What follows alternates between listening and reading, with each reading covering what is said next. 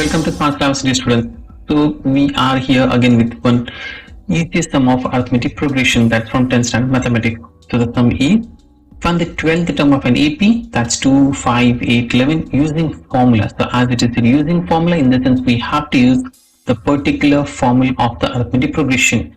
And the formula is an is equal to a plus n minus 1 into d. If you're going to find the direct, if you find the value of 20th term directly using the direct formula, then you may not get the complete marks. So that's why this is the method. So here n in the sense it's number of terms. So it's given 12th term, so n stands for 12. So a is the first term, that's 2 plus n is 12 minus 1, and d is the common difference. Common difference is the difference between these two numbers, like 8 minus 5 or 11 minus 8, and that gives us 3. So that's equal to 2 as it is, plus 12 minus 1 is 11, 11 into 3, that gives us 2 plus 11 into 3 33, and 33 plus 2 is 35. It means the 12th term is 35.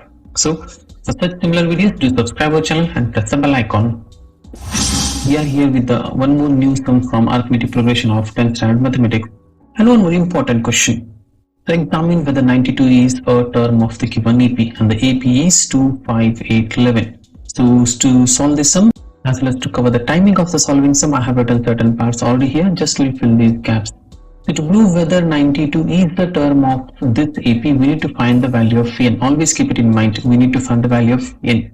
According to this data is 2, d is 8 minus 5 or 5 minus 2, that gives us 3, n is, as I have said, and we need to calculate, and n is this one, so that is 92. So as you can see, n is equal to a plus n minus 1 into d is the required formula, where n is 92, a is 2, n is n, and minus 1 is as it is, d is 3. So let us solve this part now. So 92, send the 2 on the other side, we get minus 2, that's equal to, this is n minus 1 into 3.